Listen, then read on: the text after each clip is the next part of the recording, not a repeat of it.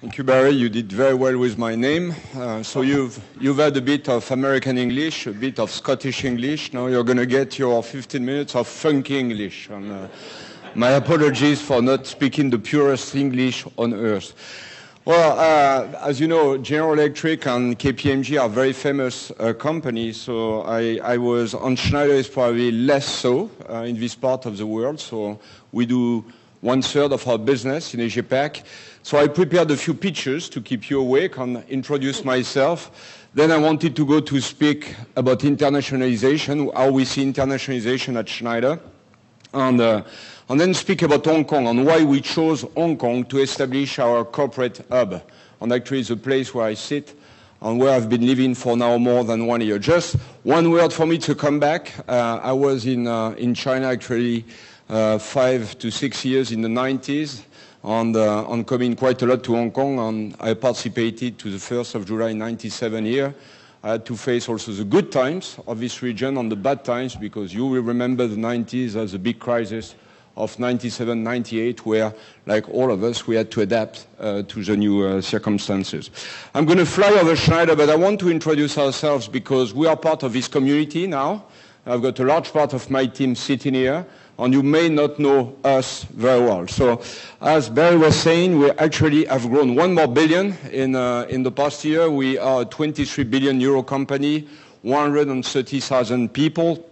And when I look at our picture at the end of the first half, it's quite striking. We do 30% of our business in the Americas, 30% in West Europe, and roughly 30% in Asia Pac. So the perfect balance, if you will. I'm not intending to stay here. Obviously, this part of the world will grow faster, and we're going to go bigger here. But we are a very balanced company.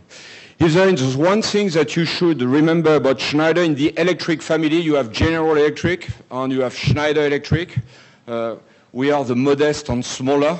We are focused on the demand side of the equation. We don't generate energy. We don't make products that consume energy. Our business is to optimize the chain between generation and consumption and help our customers to manage their energy, to make the most of their energy. And this business has had tremendous transformations in the past 10 years. We used to be delivering safe energy to buildings, for instance, but now our customers want super reliable energy. We are the biggest supplier of energy to data centers. Every time you click on the internet, you are probably powered by Schneider Electric systems. And this is a place where you have to get super reliable energy. Energy more efficient. Climate change is a big news of the past decade, and we've got to be more efficient in everything we do. On green, because we now attach systematically a part of solar energy or wind energy to most of the installations.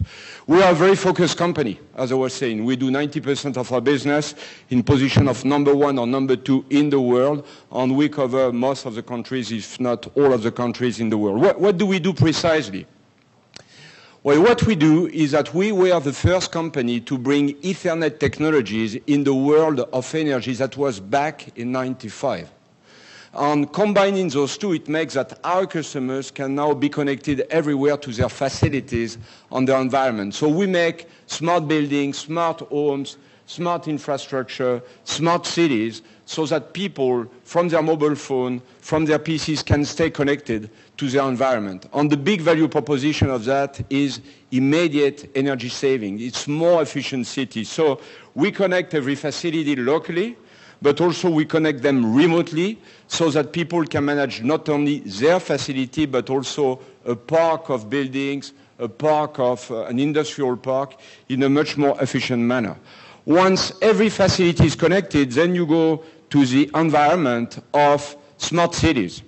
And smart cities is a new paradigm of cities that will be connected. And using this convergence, this merger of IT and energy technologies, so that you can manage, we can manage our cities in a far more efficient way. And more important, so we can connect people to their cities and to their environment. So imagine one thing which is really typical today, weather problem happening, a red rain happening or black rain happening in Hong Kong. This will have an impact on everything, on the energy consumption, on the traffic rerouting, on the water networks, and you have to do that in real time, and people have to know it in real time. Well, we do that kind of smart cities in 200 cities in the world, and this has been really enabled by this new emergence of technologies merging together to make all facilities smarter. I'm going to scroll on this and speak about our international journey. As my speaking is saying, the origin of our company is French.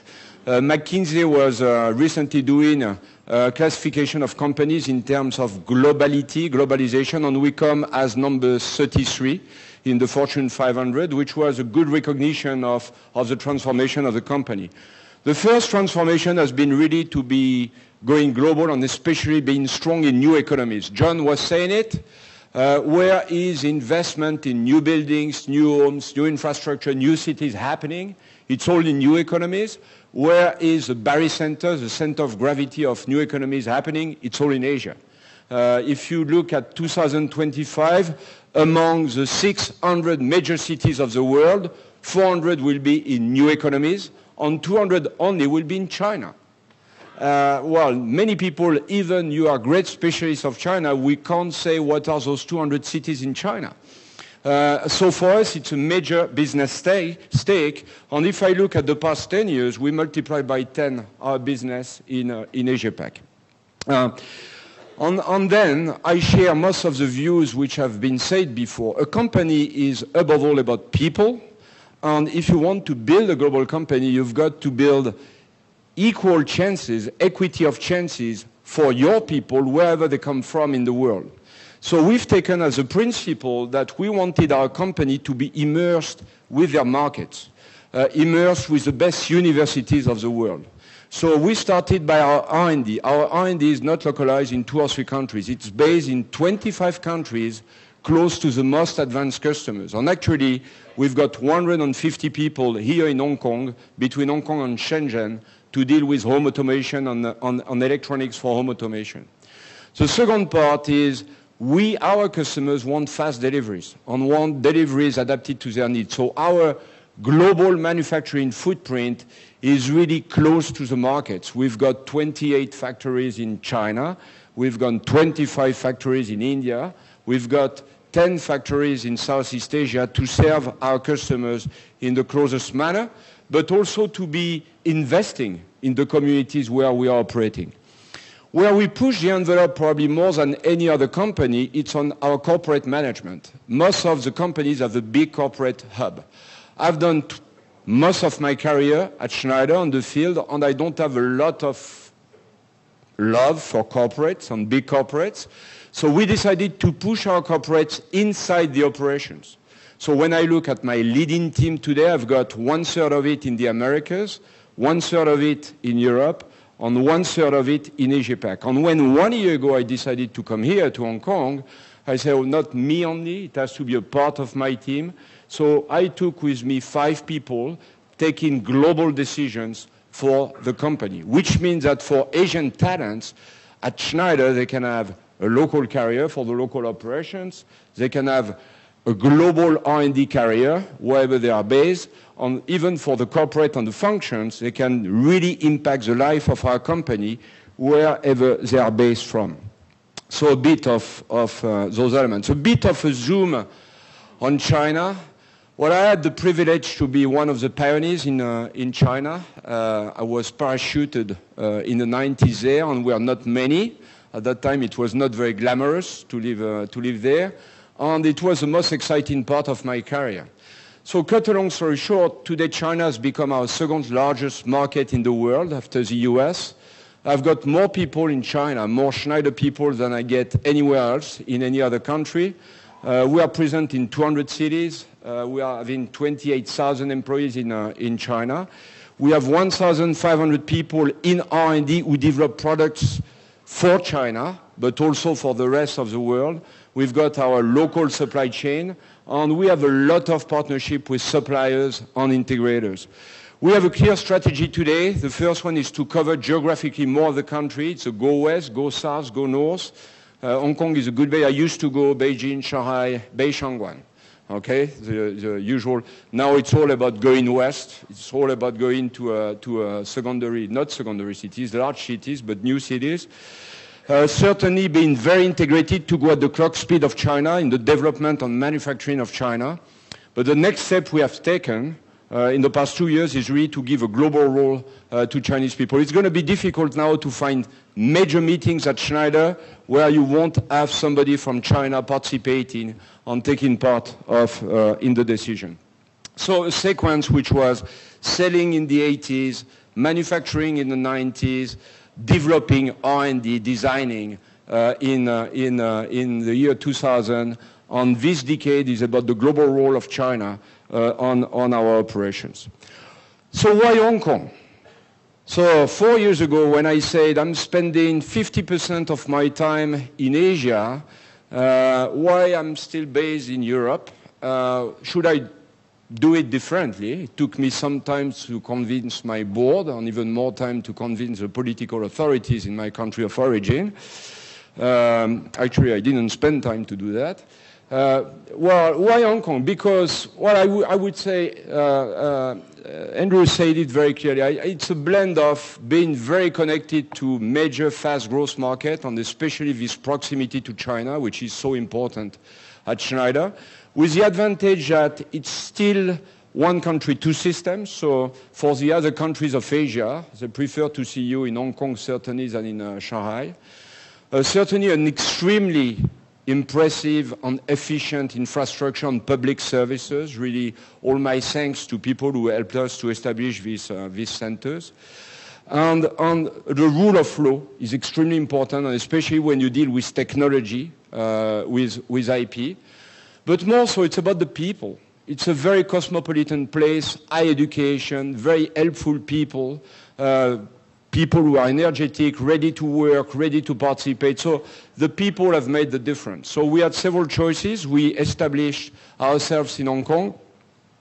I said it all already. What is Hong Kong today? The first thing, it's a place for corporate and management hub. So 1/3 of my executive committee is based here with major functions. The center of East Asia is based here. So that's the first point. The second point is that Hong Kong is a big market for us. We are leading in most of the services and products we are serving here. And we are, you don't see us, but we are contributing on energizing and powering most of the facilities of the landmark buildings in Hong Kong. So it was legitimate for us to come back in a community which had been so acceptant of our technology and our services. The third point for us is that we've established, as I was saying, global R&D here on design. 10 years ago, I established with my partner here, Victor Lowe, from Gold Peak, a unit that he had, we developed together a unit that he had funded for home automation, and this has become the central point in the world for home automation, and we've been very happy of that combination of electronics, of design, and is mentoring design in Hong Kong a lot, together with low-cost manufacturing in the south of China. Finally, Hong Kong has always been at the forefront of Asian cities. And as our business is about smart cities, we hope to be contributing to make of Hong Kong a smart city, an efficient city, an energy-efficient city. And we think there is a tremendous potential in doing that and connecting more the city to its citizens. And finally, we've immersed ourselves in the community. So my only testimony is that we are happy new citizens of Hong Kong. It's a comeback to Hong Kong, and we hope to contribute more to the community. Anyway, for me, it's kind of my first official contact with the enlarged community of Hong Kong. I'm very pleased to be here with you. Thank you.